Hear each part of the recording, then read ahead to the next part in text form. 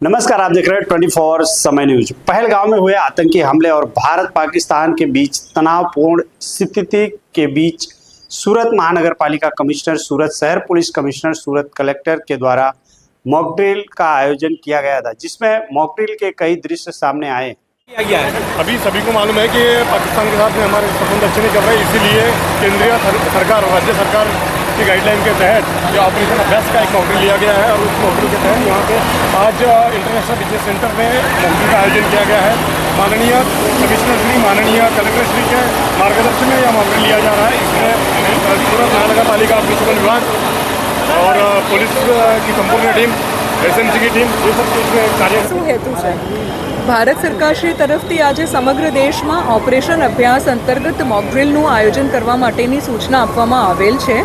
ગુજરાતના માનનીય મુખ્યમંત્રીશ્રી અને માનનીય ગૃહ રાજ્યમંત્રીશ્રીના માર્ગદર્શન હેઠળ આજે સમગ્ર સુરત શહેરમાં મોક ડ્રિલનું આયોજન કરવામાં આવ્યું છે।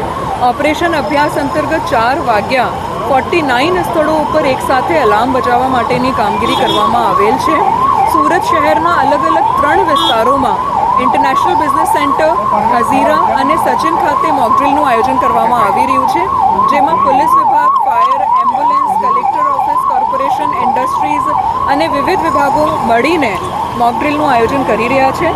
લોકોના સાથે જ MP Shri, MLA Shri, mayor Shri અને પદાધિકારીશ્રીઓ પણ આ મોક ડ્રિલમાં જોડાયા છે।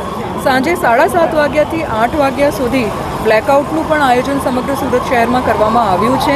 લોકોને સતત આની માહિતી મીડિયાના થ્રુ, સોશિયલ મીડિયાના થ્રુ, પબ્લિક એડ્રેસ સિસ્ટમ અને મીટિંગ્સ કરીને પહોંચાડવામાં આવી રહી છે। સમગ્ર મોક ડ્રિલમાં સુરત શહેરના લોકોનું ખૂબ સારું કોઓપરેશન છે અને લોકો આ મોક ડ્રિલથી ગભરાવે નહીં, પેનિક ના થાય, ફક્ત અને ફક્ત પ્રિપેર્ડનેસના ભાગરૂપે આ મોક ડ્રિલ કરવામાં આવી રહી છે, એવી હું લોકોને અપીલ પણ કરું છું।